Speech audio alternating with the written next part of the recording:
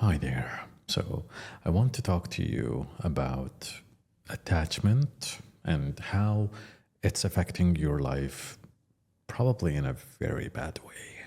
And mostly, we'll discuss attachment issues, how to deal with them, and basically how to work on having the relationship that you want without the need for this chain that is attachment.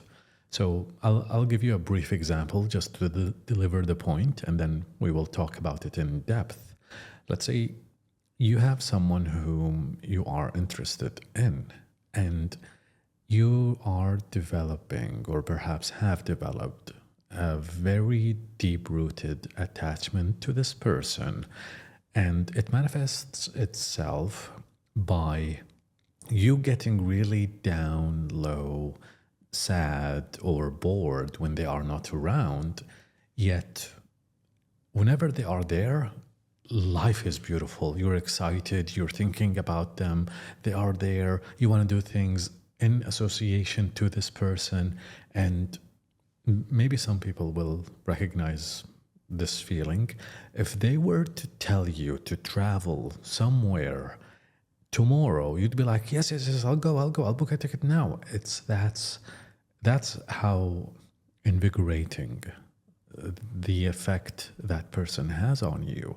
And it isn't only because that person is amazing and they are this God's gift to you, it's because of your attachment to that person. And probably, I could be wrong, but I'll say this, it's probably because of the dopamine hit that you get in association to this person. So, what's the deal here? The deal here is usually, again, I could be wrong, but I don't think in this one I am. Usually, that level of attachment slash influence is not equal on both sides, meaning the way you feel towards this person, they don't feel towards you. And it isn't like they're manipulating you or they're playing you. You just don't have the same effect on them as they do on you. And it isn't their fault. Probably not your fault. Probably. Well, did my hand just click? Anyway, so probably not your fault. Why am I saying probably and not just, no, it's not your fault? Because how do I say this? Unsupervised attachment can build up and become more dependent and it becomes deeper if you don't hold yourself back. You know, the whole notion of ignoring your mind and following your heart and you becoming way too emotional, way too illogical and lovey-dovey, etc. I think that plays a role in it. So why am I saying it's probably not your fault? Because a small portion of it is actually your fault. Now, you weren't aware, probably, and it's okay.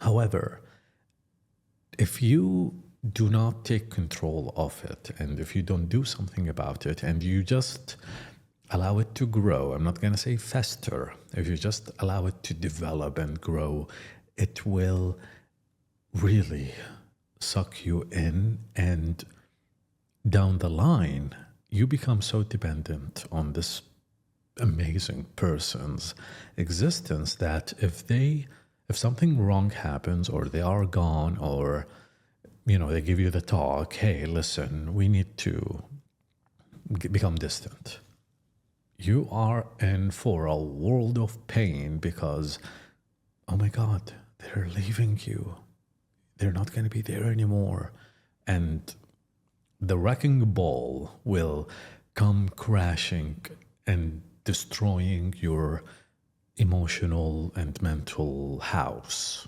Now, here's the thing. I'm not here to say this only because I want you to be careful and not risk going there where you might end up being devastated, because you could easily argue that will never happen. We will forever be in each other's lives.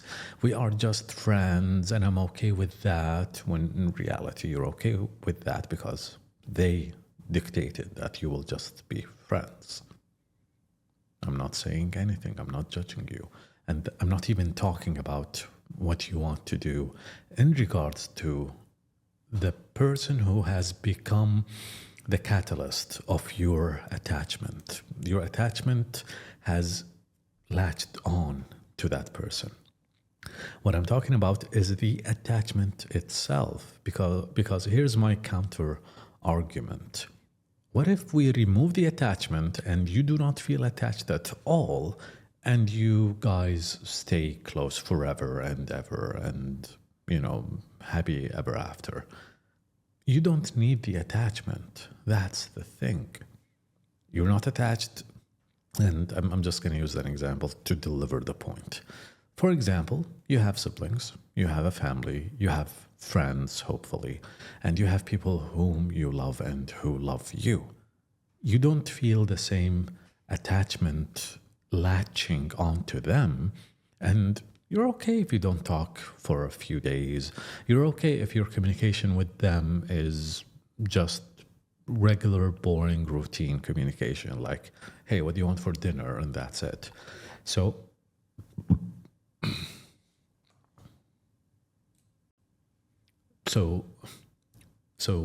what I want to work with you on this is to remove the attachment and rebalance not only this relationship, but all of your relationships, all of your situations, even not even ones that are associated with people, rather ones that are associated with situations, goals, current circumstances that you are in, and wishes that you would like to happen in the future. So it could happen, it could be the case that you will not feel happy until something specific happens, until you buy the car of your dreams that you want, unless you get the job you want or the field that you wish to be in. And until you become or acquire that, you will be miserable or sad. Now, this isn't attachment per se, and it could be a motive for you to work hard towards that goal. However, I'm using this example to illustrate that you have tossed your happiness and your peace and your content, the feeling of content, onto something that is not with you or within you. So you could reclaim your happiness and your peace and be this way. I'm happy. I'm content. I'd like to get that car anyway. See? So when you get that car, and again, this goes into dopamine, your happiness will not spike up and then crash down. It will crash down even if you acquire the goal or the desire that you want. It will still crash down. However, you're always happy, but you are in this healthy mid-range of average highs and not really low lows. If you get spikes of highs, you will get crashes of low.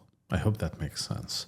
So by being content, by being happy, even when you get what you want, you get the dream car, the dream job, the dream field, and the dream person, you will be happy and content within yourself. And when they happen, your happiness will be increasing to be appreciation, enjoyment. It will be centered on yourself, and It will not be fleeting, like you're not going to be hyper and the moment something wrong happens, you will crash down. And sometimes you crash down even if nothing wrong happens, merely because that's the state of being. You cannot be extremely high highs all the time. I mean, by that, I mean extremely always happy and excited and oh my God. No, you'll drain yourself out. And it's impossible to do because that's not how your dopaminergic system works. And so let's go back to the attachment thing. Having attachment will, it's unhealthy. And here's what I mean by that. So when you're attached to especially a person, you start building expectations and you start taking yourself from being the center of your world, the center of the things that you can actually control. You cannot control anything else. So you can't, for example, have someone else be the center of your life and you cannot control them. So what are you going to do? You're going to just be obsessive. So anyway, you cannot take yourself from being the center and putting that person as the center of your world, your mind, your thoughts, your feelings, and your hopes and goals. And by attaching yourself to them, you become at the mercy of anything that could happen. And when it doesn't work out, I'll say if it doesn't work out, you're gonna be in so much pain because you have attached yourself to things that are not here or now. Even when things work out, and let's go with this example, and you end up being wherever you want to be, whether friends or a relationship, you're still at the mercy. You're gonna suffocate them because they are the center now. They are the focus, and you're attached to them. And if they're gone for a long period of time, you're not making them comfortable with your high level of attachment. If something goes wrong, you're gonna be in so much pain and you will not be yourself. So I'll conclude the first point, which is you make someone else the center of your cognitive field, which is impossible to do. And you will, what will happen with that is you will paralyze yourself, basically. You will be daydreaming, you will not be taking actions, you will be neglecting yourself and only focusing on them. So the second thing is you will lose parts of yourself or maybe even lose yourself entirely because they are the center of your attachment and your attention. So what they do, you associate with as the self, okay? And slowly you will start to imitate their lingo, imitate their actions, and their interests will become your interests. And slowly your personality will be diluted. And from their point of view, their perspective is you're just a cheap copy of them. That's not interesting. That's not even an equal to them. That's just a fan. You've become their fan. And even if you were very well developed and you have a personality and you have your own interests, attachment will imbalance the relationship or I was going to say the communication, but a relationship is something built on communication. So you will lose yourself because you will not be able to give yourself 100% or what you would be able to give yourself had you not been attached. So how do you get detached? How do you unplug, or how do you do it? So I believe the best thing to detach yourself and not have this crazy attachment or emotional, hurtful, painful attachment is to realize something. First, your attachment is not helping them or you stay. it's hurting. It's not helping at all. You think, I'll believe this is what you think or how you feel. You feel that if you ignore them or you stop being attached, they will be gone. They will run away and you will lose them forever, and it's your fault. Now that feeling is wrong. It's not the case. Your attachment is not keeping them closer, and it's not developing or helping your relationship develop with them. It's hurting it, actually. So that's the first thing. The second thing is, by removing the attachment, you will be able to nurture a healthier relationship with them, so that when you talk, you can actually be you and not just this hollow husk that's empty and boring and lesser than who you are. The third thing is, attachment will only hurt you because if the outcome is, let's say, positive, you survive, the relationship or friendship survives, it's only going to be painful for the other person, and you're going to be a drag, honestly.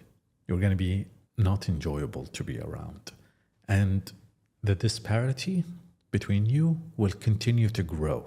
They will continue to try to become distant. You will continue to try to get closer to them. And it's like a drug. It's going to be more addictive and it's going to be more painful. And eventually the crash will be emotionally devastating for you. There's one more thing that I will say. So by removing the attachment, you allow yourself to be in the perfect place for whatever the outcome will be. If they stay in your life and you develop and nourish your connection, you're in the best shape, the perfect shape for you to nurture it, because you are being yourself and you are not attached to them, so that you can actually not, your insecurities will not develop and then they will not show themselves because they will not be there. The second thing is, no matter the outcome, you will not lose yourself, even if, let's say, you end up not where you want to be.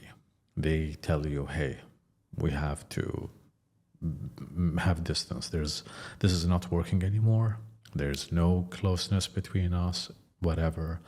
You will not be in pain or suffering. Rather, you will appreciate the time you had, the friendship you had. You will appreciate the opportunity, and you will be at peace knowing that, you know what, I brought my best self to this, and whatever the outcome, I have gratitude. And you do not turn something that I believe is beautiful into something toxic and painful and venomous that will eat at you. And eventually you're going to have to take drastic measures by antagonizing them and vilifying them. And no, you told me this, and I thought you meant this, and it's going to be very ugly. One last thing before I conclude. Attachment also blinds you. It's going to make you highlight extremely specific things while completely ignoring other things. So if they said, you're my favorite person. Oh my God, they said I'm their favorite person. But when they say, God, you're annoying, it'd be like, oh, they're joking. I know why they're. See, you start to build filters where you translate the bits that you like and you put them as trophies. I remember on last year, during April at 5 p.m. they said that, and it's going to be like something that's like a beacon that you will always get back to. You're too attached. Yet if they say something else, you filter it as well. And even if they tell you, look, I want you to get away from me, and I'm using just an extreme example here, you will translate it as, I'm sure they mean they want a break. I'm sure they're dealing with the hardship of their job. And you see what I mean? You're unable to even communicate clearly because your attachment has built a malfunctioning system here. Anyway, I hope this helped. I hope this was insightful. Thank you for listening and take care.